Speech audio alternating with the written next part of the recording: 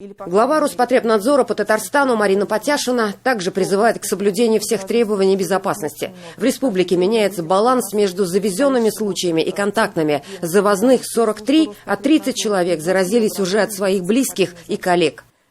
Вот первый пример, наиболее показательный. Это когда заболевшая заразилась от своей дочери, вернувшей из зарубежной поездки. Дочь вернулась, чувствовала себя неважно. Ни обследования она не проходила на новую коронавирусную инфекцию, поскольку это было в период, в феврале месяце, когда мы на карантин сажали только лиц, прибывшие из Китайской Народной Республики.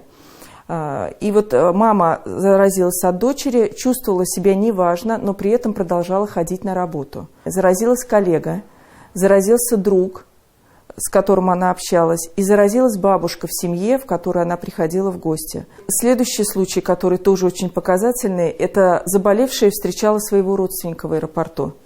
Он прибыл также из неблагополучного региона, и он чувствовал себя совершенно здоровым на момент прилета в Республику Татарстан. На 10-й день этот мужчина почувствовал себя плохо, и у него появились симптомы новой коронавирусной инфекции, и он попадает в инфекционный госпиталь.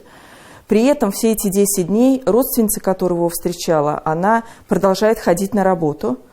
И таким образом она заражает коллег по своей работе, это 4 женщины. У всех 5 бессимптомная форма новой коронавирусной инфекции. Она никак себя не проявила, но у 2 женщин с этого коллектива заболевают мужья. И мужья попадают с пневмонией в инфекционный стационар уже с коронавирусной инфекцией более тяжелой формы. У меня еще одна ситуация, которая очень показательна именно для групп риска.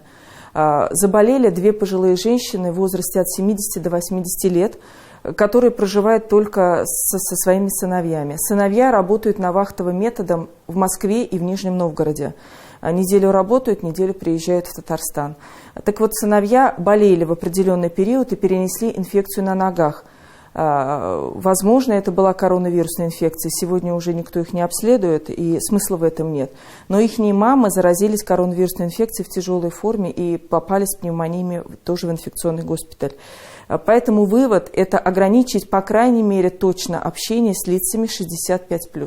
Надо понимать, что один бессимптомный больной коронавирусной инфекцией может заразить 1 человека. А если человек, у которого есть клинические проявления, пусть даже слабые проявления, то он в среднем заражает 3 человека.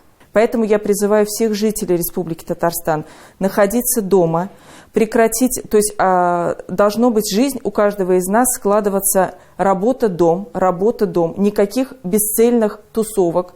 И мы должны как можно дольше находиться в этом режиме. И, конечно же, уберегайте себя и своих близких, лиц пожилого возраста и детей.